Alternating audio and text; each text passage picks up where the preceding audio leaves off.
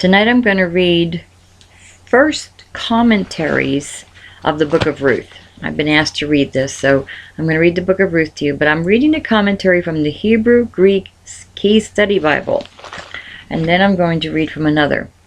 It says, the Book of Ruth is an inspiring love story which demonstrates God's providential care. The name of the author is not given, but traditionally the book is credited to Samuel. The Book of Ruth was originally part of the Book of Judges. However, by New Testament times, it was included on a scroll with 4 other books that were read publicly at the feasts of Israel. These books were known as the 5 Megilloth scrolls, and they were arranged in the following order: Song of Solomon, Ruth, Lamentations, Ecclesiasticus, and Esther. The Book of Ruth was read at the Feast of Harvest, Pentecost, because much of the story is set in the harvest fields. Ruth is one of the 4 women named in the genealogy of Jesus in Matthew 1:5. The genealogy at the end of the book is very important because it shows that God chose Ruth, a woman from the heathen land of Moab, to be an ancestor of King David. The story of Ruth probably took place during the time of Gideon, around 1130 BC. The famine mentioned in Ruth seems to correspond to the oppression by the Midianites and Israel's subsequent deliverance. Jewish tradition holds that Ruth lived at the same time as Eli the priest. Since she was at least the great-grandmother of David, she must have lived around the 12th century BC. Several laws and customs were involved in the proceedings which led to the marriage of Boaz and Ruth.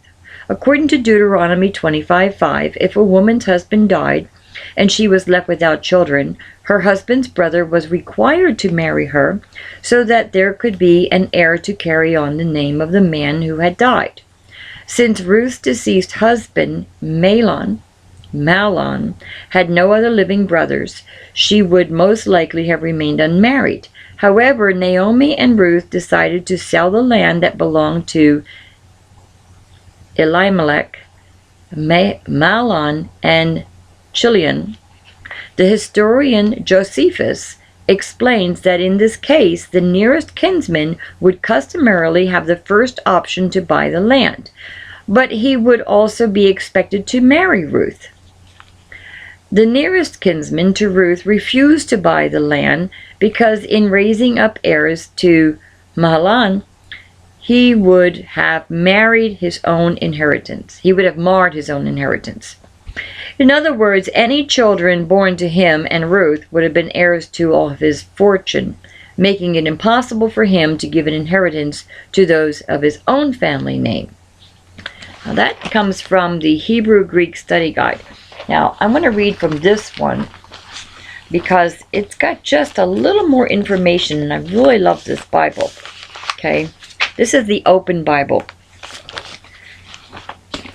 The Book of Ruth. The title.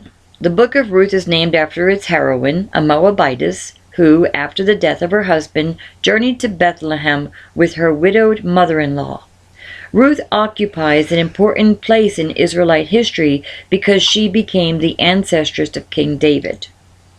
Date and authorship. The date of composition is unknown. Biblical scholars find some clues to the time of composition within the book itself. Since David is mentioned in the book, it could not have been before the 10th century BC. The writer explains certain customs which he regarded as archaic, which indicates the book was written some years after the customs fell into disuse.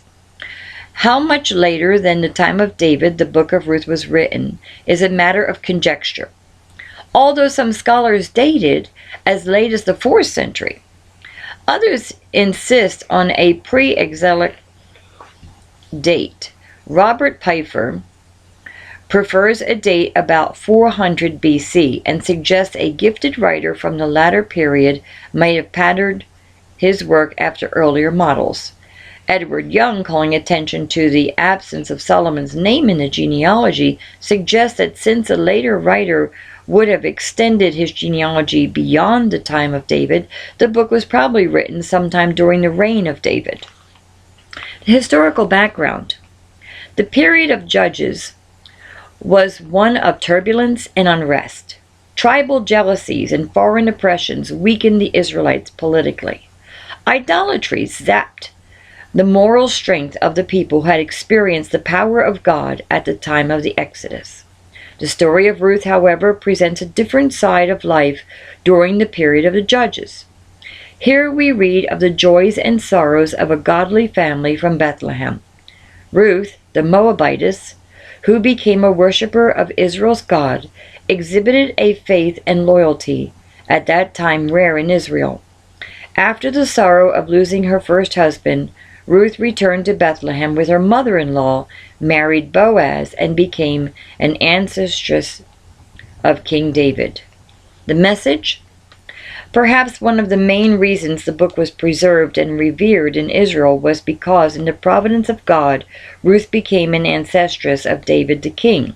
It demonstrated that even in the ancestry of the greatest king of Israel was not purely Jewish.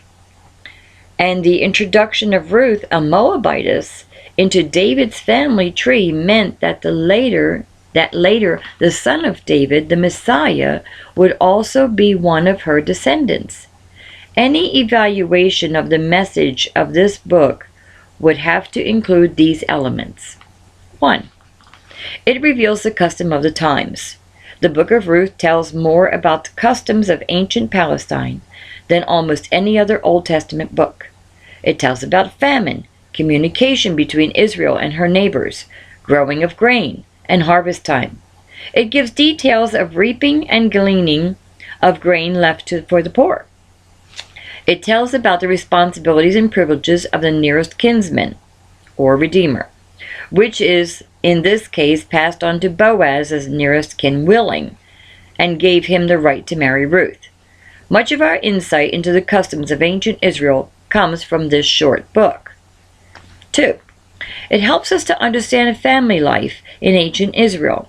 We see how a father took his family into a foreign country and how his sons intermarried with the daughters of that land.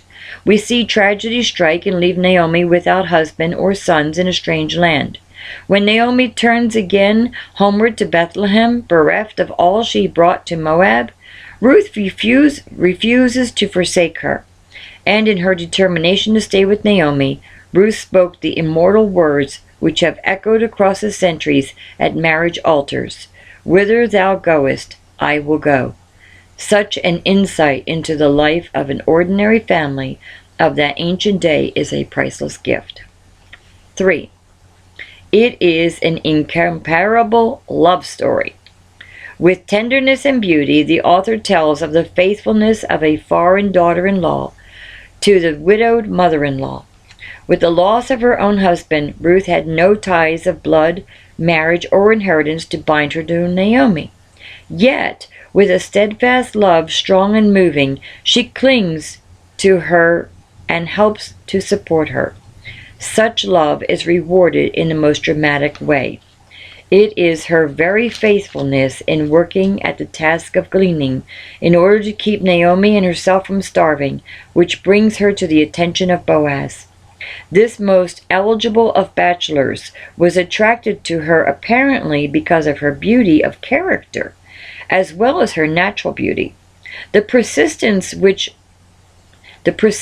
with which Boaz sought out the nearest of kin in order to gain the right to marry Ruth discloses not only some interesting marriage customs, but also the depth of his love for Ruth.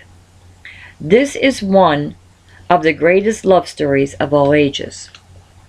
4. The greatest theological message lies in the powerful portrayal of the sovereign purpose of God working out through all the joys and tragedies of life. Famine, death, loneliness, voluntary exile, and unshakable fidelity combine to fulfill the sure purpose of God.